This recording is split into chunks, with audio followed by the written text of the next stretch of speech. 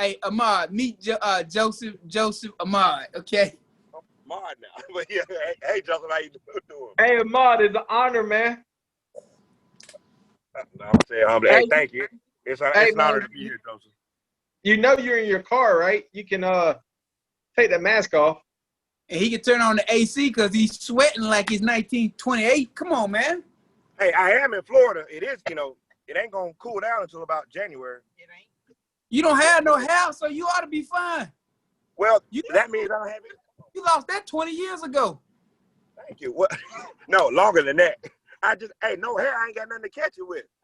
Hey, boy, you showed up to college with that male pattern baldness. Is that what? Hey, you showed up to college looking like Arnold Schwarzenegger. Man, I seen you working. Look, I ran out the way. I was looking at your hair.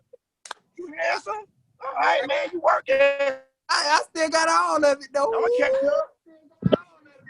Okay, but you know what? All right. Book with all the secret recipes.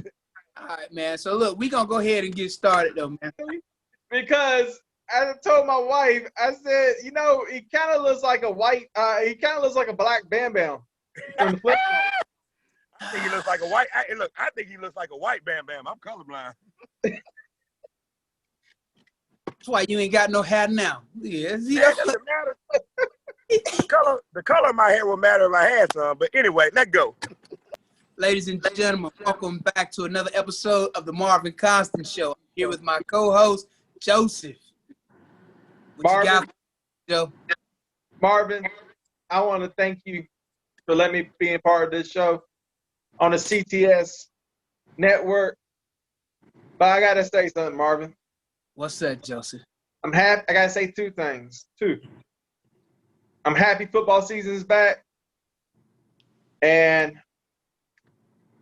I don't always hate trailer park, inbred, stuck up pieces of trash. But when I do, they're usually Auburn football fans. Well, wow. I don't know. I think they're P fans. They wear that orange. Well, guys, I guess you see tonight's guest, Ahmaad Galloway, former University of Alabama running back, former Denver Bronco. Hey, he took it upon himself. He just jumped right in. Hey, so we'll go with it from there. Hey, you gonna leave the San Diego Chargers out of there? And that's my hometown. Oh, San Diego Chargers. My bad. My bad. I guess I was just on the practice squad, but I guess practice counts because practice makes what? Oh my God! All right, so let's get into this and let's just get started. All right, talk about that championship belt he got on. Oh my God! He got it on his shoulder, man. Make me think about Summer Jam or Battle Royal or Royal Rumble or Rumble. I don't know, man. Let's go. Let's go, Marvin. Let's do this. Hey, let's go. Hey, we'll play them at their spot. Don't care how many fans they got. Let's play them. I'm trying. This is all right. So listen. Let's go, Bama. Let's go. Marvin, you got on black. They say they wearing black that night. Who cares? Ask Georgia what happened the last time they called a blackout. All right. We'll talk about that in a minute. All right. So let's get right to it. Ahmaad Galloway coming out of high school. Where you came out of Red Bank, right? Man, hey, boy, you quit talking about Victor Ellis. No, because I know y'all. That's what I'm trying to get to. I know y'all played at multiple schools, right? Right. I played at one. Hey, we played from 7th grade to 10th grade, and after our 10th grade year, which by that time we were planning, your road, multiple state championships like you had, but we didn't have. But I'm asking so. But didn't you play at multiple Did you play at multiple high schools, or just one? Just one. Just one. Victor played at multiple. He started out at Millington with me, and then he moved to Chattanooga. Okay, see, that's what I was trying to figure out, that whole dynamic of their relationship, because I knew you all knew each other for years. I just didn't know how they worked in high school. So I knew because of the military thing, there was a lot of moving going on. So I just didn't know the dynamics of who went to what high school. So after we met each other, I never moved again. He moved once more. Okay. So in high school, what was that like for you in high school in terms of being recruited and the whole dynamics of that? I mean, it was odd. Originally I'm from San Diego, California. I am a military child. Who said I'm a military brat? But I'll be a brat if you want me to. But yeah, I didn't play football until the 7th grade. I grew up rocking or riding skateboards. You dig? That's what we do on the West Coast. But I moved. Shout out to the West Side. There's some great running backs come out of San Diego. But anyway, ask Norrell Davis. I wonder how he got from San Diego all the way to Georgia. But anyway, I moved, and man, while in the South, kids they play football young. I mean, it's just which, hey man, I never saw myself as a professional or even collegiate football player. I just wanted to go to college. I grew up in the era where guys like Bill Cosby and Oprah was talking about it, but college. They said if you went to college, you're gonna be rich. That's all I heard.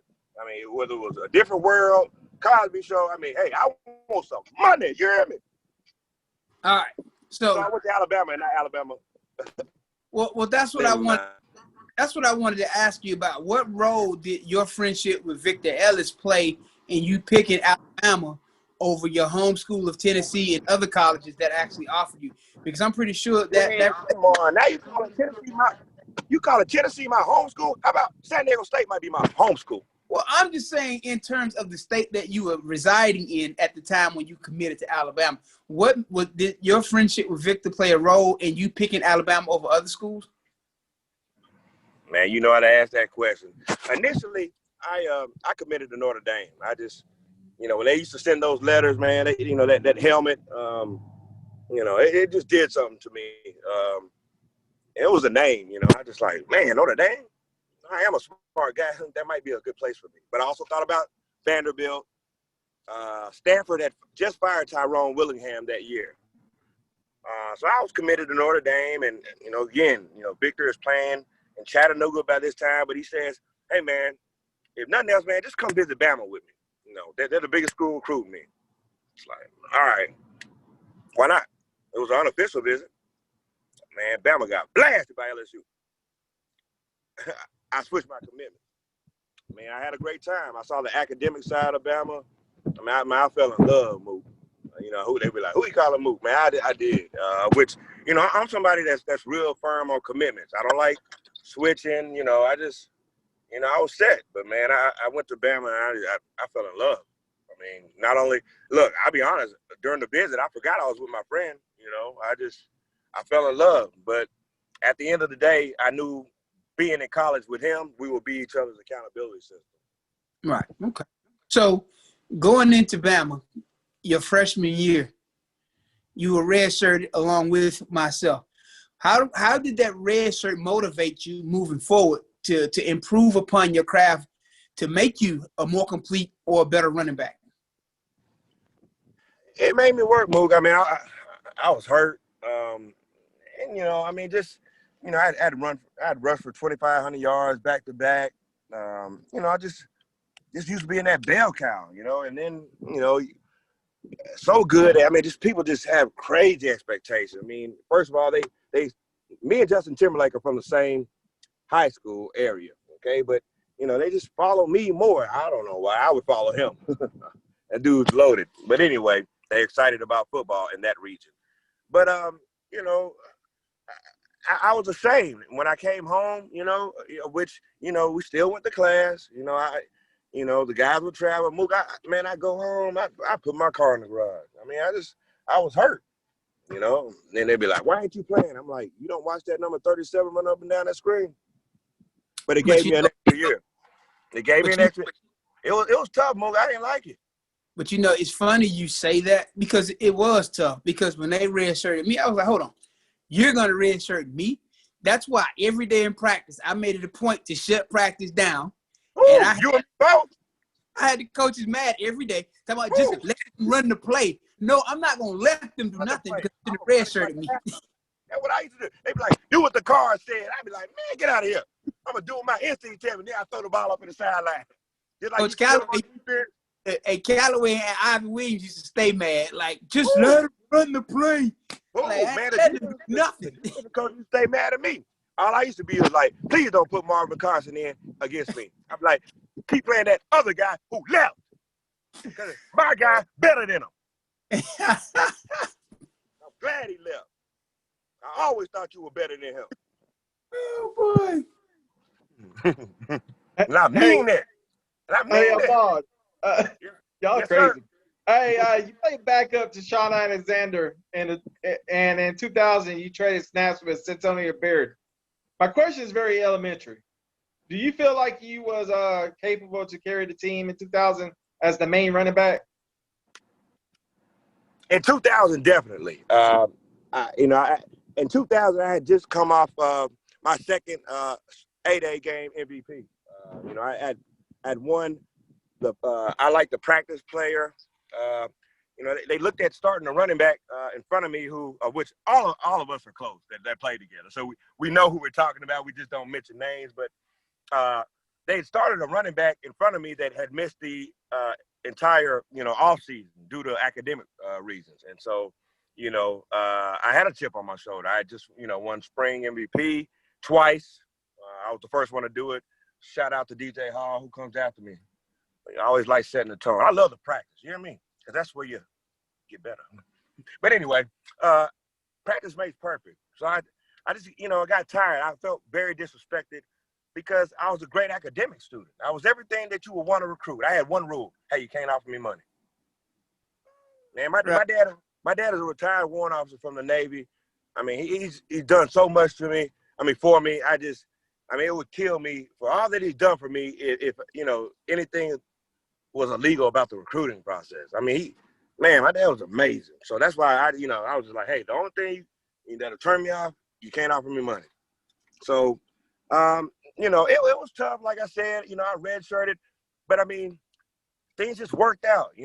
Constant, you and I were roommates. Especially at the Orange Bowl. I mean, we motivated each other. We got through that year, and we played. It was tough, but yes, I thought I was prepared to carry the team that year. The next year, I thought I was prepared, but I also saw where it would be better if we split time. We had moved to a new offense under Franchoni. We were in a shotgun position most of the time.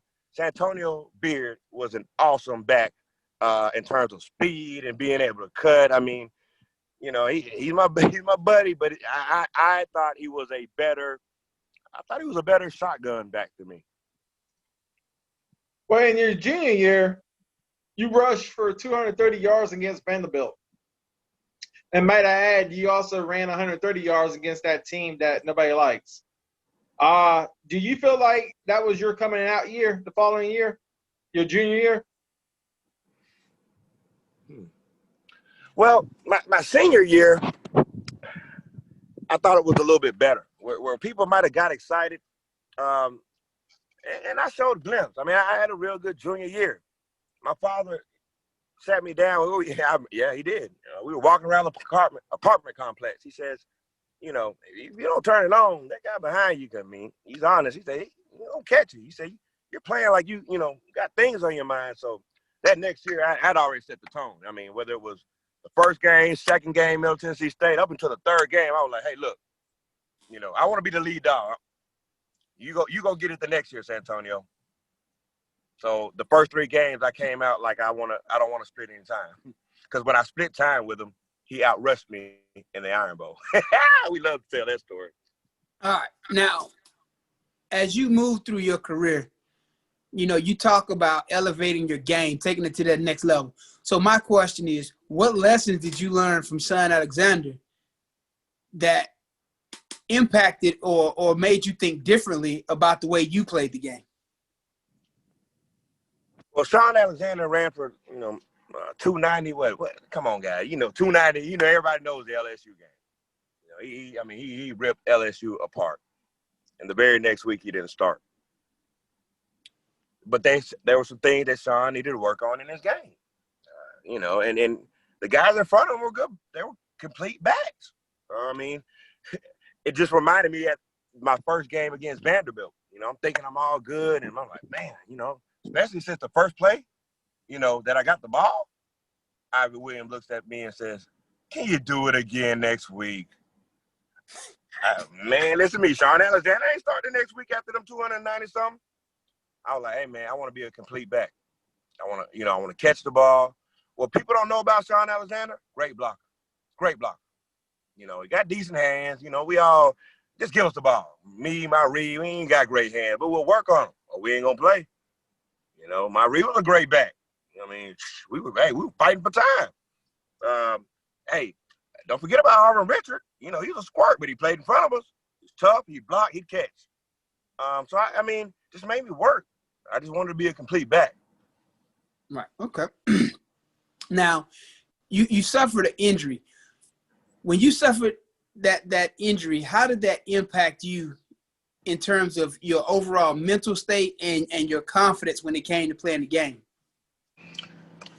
Well, if you go back and see, because it's all about the moment, I really didn't know I was hurt. I could tell, but, I was like, man, let me shake this off. So after not being able to shake it off, because, we were at a pivotal point in that game. We were really ready to put Southern Miss away. It might have been, about the end of the third quarter. So when that happens, we were getting ready to score. When that happens, I'm like trying to run it off. I'm like, man, just let me go ahead and score this touchdown. And the fact that, after jogging it off, I couldn't, I cried. It hurt for that moment. But as soon as I got in that locker room, I was like, man, now the stress is gone. I can relax, and now all the pressure's gone. Because, that year I had walked into a grocery store and just seen me on the cover of a magazine. I'm like, I used to ask Freddie Mills all the time. I'm like, man, am I good enough to play in the NFL? I wanted a college degree. I was not thinking about the NFL. It shocked me. I walked in there, and it was Lindy's magazine. Normally those covers are shared with two players. Man, I saw myself on there by myself. I was like, wow. So, I never really wanted to play in the NFL, especially not for a career. So I was like, man, well, at least I'm hurt now. Ain't nobody going to have all these expectations. But lo and behold, I still get drafted. All right. So even after you're drafted and you went to the NFL, at what point did you say, okay, I feel like I've done enough, or I'm good now, I've proven my point?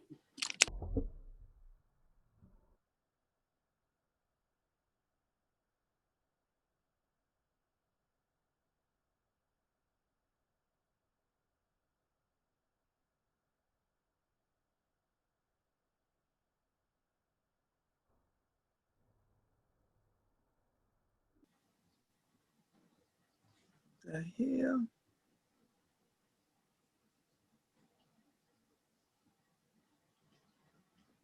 Joseph, you there? I'm here. Did we Where'd lose he him? go? He lost. We lost him. Oh, well, I was gonna get to a good question with it, but I guess we lost him. We'll see if he comes back in. We're not going to edit this part. I hope he knows that. That's fine. Like, this is going to haunt him for a very long time. I wanted to ask you, at what point did he say, okay, I've done enough. I'm content walking away from the game of football? Because, that's a question that a lot of people struggle with. A lot of people hold on for so long because that's all they've wanted to do their entire lives. So when it's hard for them to process when it's finally over, that it's really over. So a lot of guys, they fight and they claw to just maintain it, because for so much of their life, that was their sense of identity, because that's what the world saw them as, and that's how they identified themselves. Because, again, I'm this linebacker, I'm this running back, I'm on this team. When it's so much of your existence and your identity, a lot of people struggle with letting it go and moving into the next chapter of their life. It's not the easiest thing in the world to do. And, and that's funny because me and you talked about it on the 2 interviews that you and me did together. Was that one of your biggest problems when you was battling depression, when your sense of identity?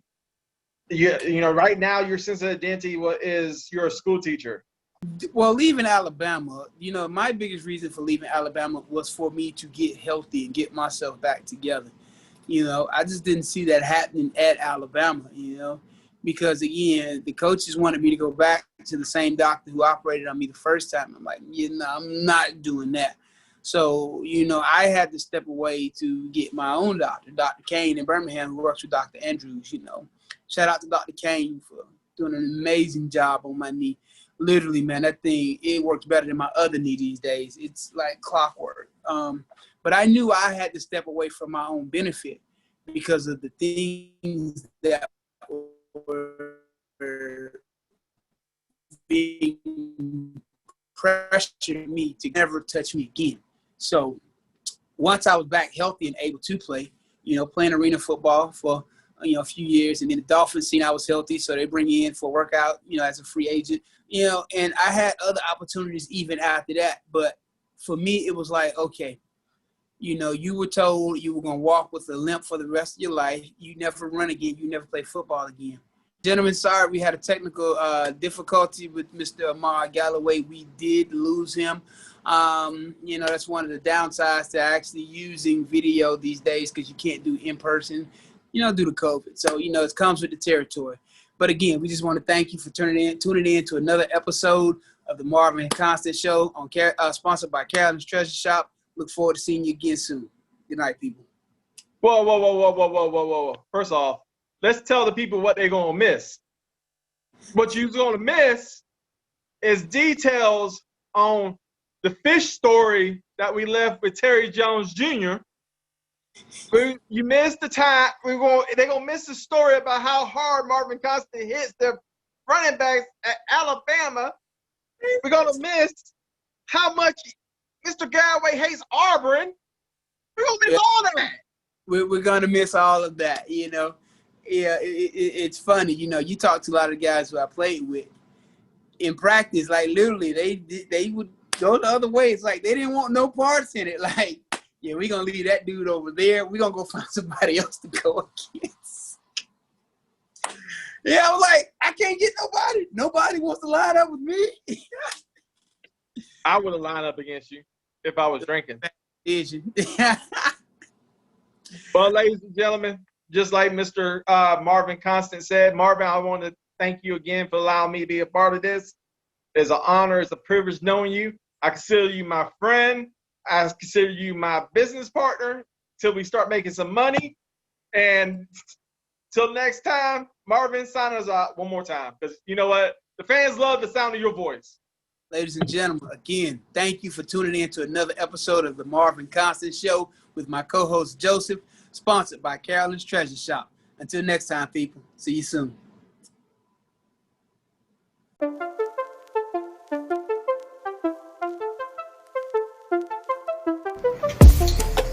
I'm Rafael Lozada, and this is Tyrone House with the Tyrone and Rafael Talk Trash Show. Okay, I'm earlier. Oh, shit. That's that weed and the Corona.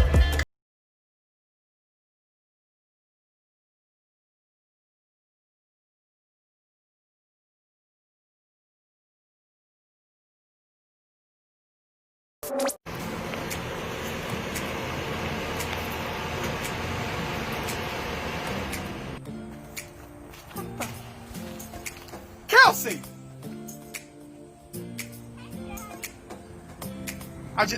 Kelsey, you could have got hurt. Why would you do this? I went to Angel's thrift store where Kaylin's Treasures keeps all their inventory and bought you your favorite ring. Girl, you must have lost your damn mind. If you don't like it, why don't I just kick your butt?